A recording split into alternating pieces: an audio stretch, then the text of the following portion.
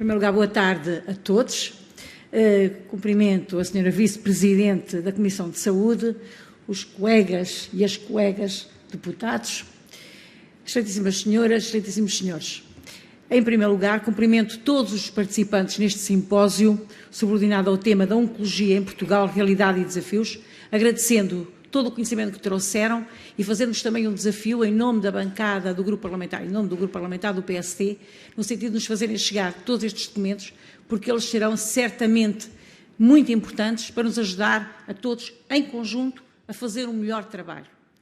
Depois, uma mensagem de coragem, de força e de esperança para todas as pessoas que sofrem ou sofreram desta doença, do cancro. Uma palavra também de agradecimento e de felicitação para todos os profissionais que diariamente tratam estes doentes, bem como para todos os voluntários e todas as voluntárias que levam o seu carinho e levam a sua mensagem. As doenças oncológicas são uma das grandes preocupações das nossas sociedades contemporâneas. Os números são conhecidos, mas nunca é demais alertar para a dramática expressão que os mesmos assumem cada vez mais no mundo atual. As estimativas da Organização Mundial de Saúde apontam para cerca de 9 milhões de pessoas mortas por cancro em todo o mundo, uma tendência que infelizmente tem sofrido um grande crescimento nos últimos anos.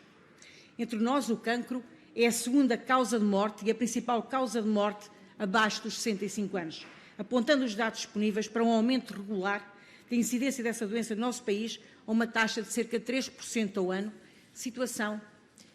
em que somos acompanhados pela generalidade dos países desenvolvidos, alguns cuja taxa de crescimento ainda cresce mais do que em Portugal. As doenças oncológicas têm, pois, um elevado peso no nosso país, não só no que diz respeito à carga da doença, mas também aos encargos associados aos cuidados,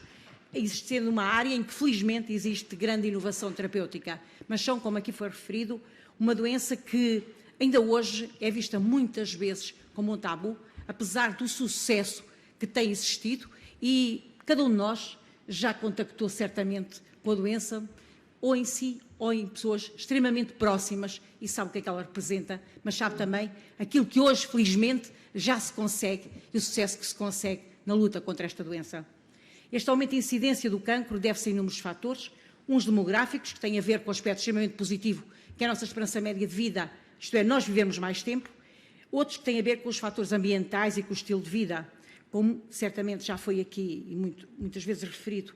Ora, se os fatores ligados à idade são fatores que resultam de todo o sucesso que temos tido em termos da saúde e pelo facto de vivermos mais, os segundos enquadram-se naquilo que designamos muitas vezes como causas que podem ser evitáveis do cancro e que merecem, por isso, ser cada vez mais contrariadas. Importa, pois, apostar cada vez mais em medidas de prevenção primária, são as que modificam o nosso estilo de vida, no sentido de sermos estilos de vida mais saudáveis, seja as que promovem programas de vacinação, como, por exemplo, em relação ao vírus papiloma humano, mas também aqueles que reforçam as medidas de prevenção secundária, nomeadamente o diagnóstico precoce. Apesar de alguma polémica que aqui se gerou, e recordo que toda essa polémica que existe, quer em relação à mama, ao cancro da mama, em relação à próstata, todos nós, e mesmo eu, não sendo médica, já ouvimos relatar factos, mas o que é certo é que, e aqui perdoa-me a imodéstia, no caso do cancro da mama, eu sou do centro de Portugal e sinto uma certa tranquilidade e orgulho pelo facto, nomeadamente, o cancro da mama estar tão difundido.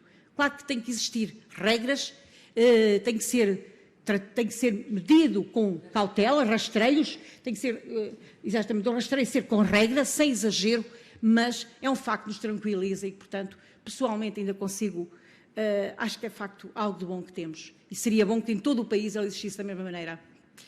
É justo também reconhecer a crescente importância que a atividade oncológica ocupa no Serviço Nacional de Saúde. Na última década, o número de cirurgias oncológicas cresceu imenso, cerca de 27 mil em 2006 para 46.400 em 2017.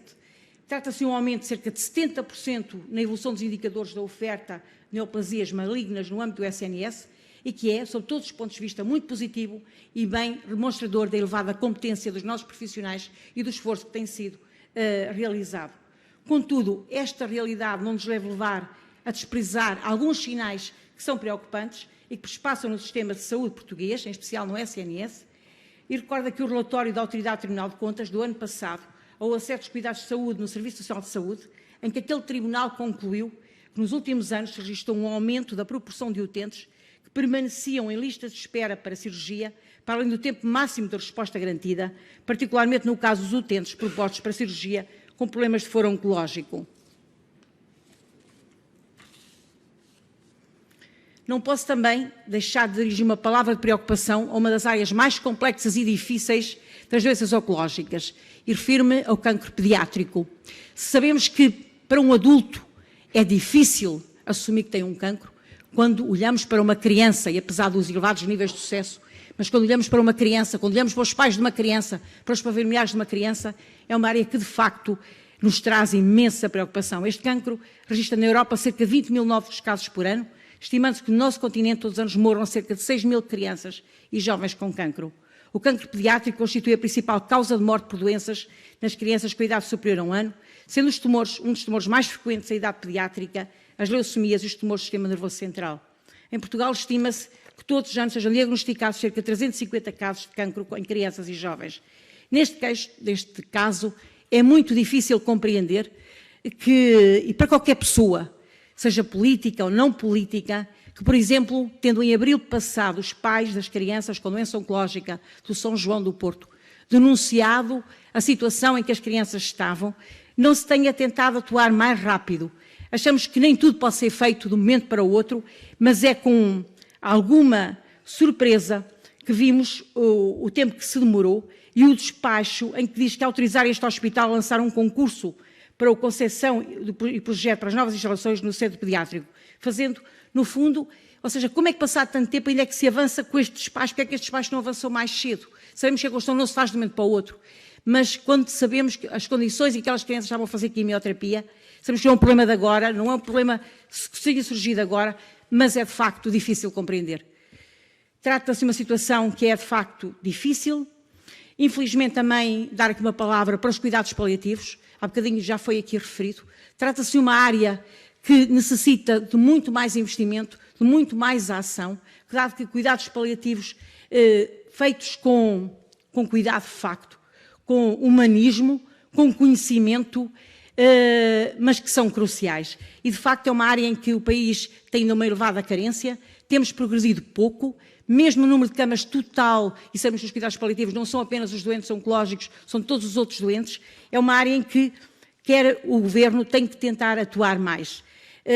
Volto a dizer, não estou aqui numa postura crítica, estou numa postura construtiva de todos em conjunto tentarmos fazer o melhor para que, de facto, estas pessoas tenham outro tipo de atendimento. Depois, para todos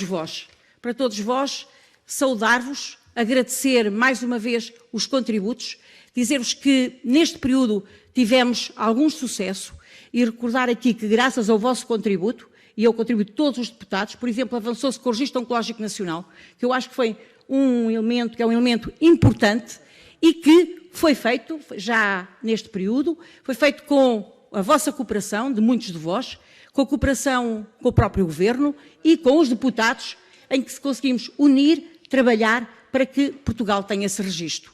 Mais uma palavra, mais uma vez, muito obrigada e